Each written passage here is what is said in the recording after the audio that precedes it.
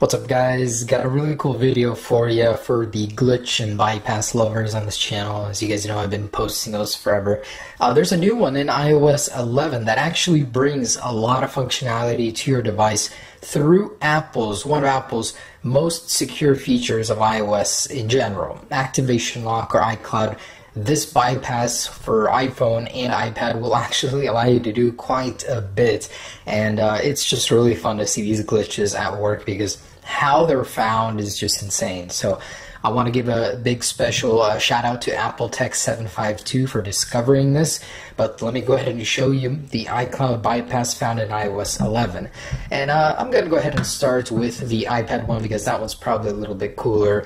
I just wanted to show you all the cool stuff you can do with it. So this is an iPad that I went ahead and erased and then went and restored it. As you can see, it's activation locked, but nope, I got some cool features in here. I can be doing my thing, just watching videos, doing multiple things from multiple apps through activation lock. The cool thing about it though is you can lock your device, be on activation lock, and come back and be in the very same place, so it doesn't have to reset, and you can literally get so much functionality from an iCloud locked device. Of course, Apple doesn't want you to do this. This is a security flaw, as you can get into the photos and messages even if they're signed in here. Just not good for Apple, so expect this to be patched. Right now, it works in Beta 1 and Beta 2 of iOS 11, so if you guys want to get more functionality from an iCloud locked device, go ahead and update to the beta, and then you guys can do this. So how do you do it? Let me go ahead and reset my device and I'll show you how exactly this works. Alright, so I was just doing a little bit of experimenting, and turns out this feature only works through the menu. You can't be on the lock screen. Anyway, so jump into the actual device on the first menu page. Go ahead and triple click the home button to activate VoiceOver, and just go ahead and swipe up from the bottom and keep swiping. Even though it's on VoiceOver, it's going to be making a bunch of weird sounds. Did you see that? The dock pops up just like that. Triple click the home button and you got the dock on the activation screen. Now just clicking on these will do nothing. It won't open up anything, as you can see. So what you have to do is do the drag and hold feature. So drag it up and let go, and there you go. And the cool thing about it is it will actually save from where you left off. So if you were watching videos, it'll open up right where you were, basically giving this functionality to you onto the iPad. Now, the cool thing about it is you can keep doing it. So go ahead and dismiss that, and go ahead and swipe up again. Turn VoiceOver off, and you can get into other areas as well. So here's the Files app. You can actually see all of the files that are stored on the device. So if we go to Browse, and this menu right here, you can't actually move it, so it's not movable. You can rotate it, it will adapt, but you can't dismiss it or move it or anything like that. But you can go ahead and access that person's iCloud drive if they are logged in. I tried signing into iCloud, guys. It doesn't really work. It won't let you do that, so obviously Apple doesn't want you to sign in and delete the iCloud from this device just like that. But maybe someone can use this to find something even better. So let's go ahead and try the other apps here. And there you go. Alright, so next one, let's jump into the Messages app. So just to show you guys. Now, I've tried to log in many times. It will not let you.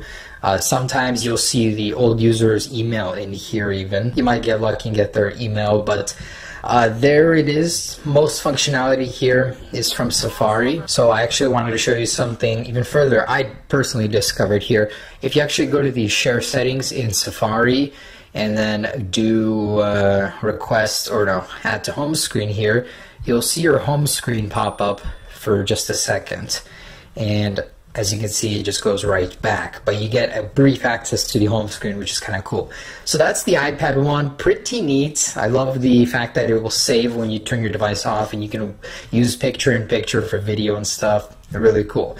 Now let's go to the iPhone version. Alright, so with an activation locked device, as you can see, go ahead and jump in, and this is the most simple one. So just triple click to activate VoiceOver. VoiceOver on. Set And go ahead and just swipe in the top or bottom left over here. Keep swiping up until this happens. Now you can go ahead and dismiss activation lock. It comes right back. It's resilient. Doesn't want to be dismissed. But go ahead and swipe on it again. And this is what you guys need to do. Go ahead and tap on the bottom left, and then you can open up the phone application, getting into the person's contact, even the recent photos. If you jump into here and choose photos, if there are any. I mean, chances are there won't be on the device, but you can also make phone calls here as well. So it will freeze, but make phone calls too if you dial a correct number and you have a SIM inside permitted. So that's definitely something Apple isn't going to want you to do, but it is possible. Now you can actually continue to access the app switcher with multiple apps open. Check this out. You can also get into FaceTime as well. So FaceTime will open up, and I was able to get into the passcode menu where you start typing your passcode, but it never really signs in. So I don't know if there's a way to make it fully go in. If someone can play around with this, maybe get it working. But you can activate 3D touch as well. So check this out. Go over here and you can activate widgets. I'm sure you can get in a little bit deeper. I haven't really played around with it much, but guys, there it is. That's the iPhone version. iPhone 1 doesn't let you do as much, but still, you can pretty much get into the app switcher here, the phone, and FaceTime. Do let me know if you guys find out anything else cool about this glitch with iCloud, but add extra functionality to an iCloud locked device. And of course, I just wanted to confirm that the DNS server bypass still works in iOS 11, meaning you guys can get inside and go ahead and start exploring a bunch of extra features, even roam the internet, but you can do that with the one I showed you guys. There's a lot of applications you can access using this, which is cool, even maps. The interface in general is nice. So this still works. Just want you guys to know that inside of iOS 11, even activate your flashlight if you want. Basically, if you guys don't know how to do this, it's very simple. You guys need to forget the network you're currently connected to. Click the home button, click more Wi-Fi settings.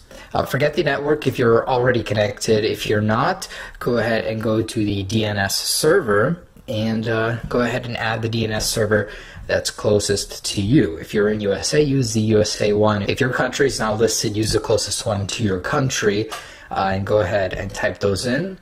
Go ahead and click back and then join the network and stay on the Wi-Fi page, and the captive portal will come up. And once you dismiss it, you have to restart your device to get it back on your device. It's kind of annoying, so it still works. Just want you guys to know that the iCloud DNS bypass still works in iOS 11. Oh, and before I forget, I wanted to mention that the iPhone iCloud bypass, the one we swipe in the bottom left, this only works on beta 1.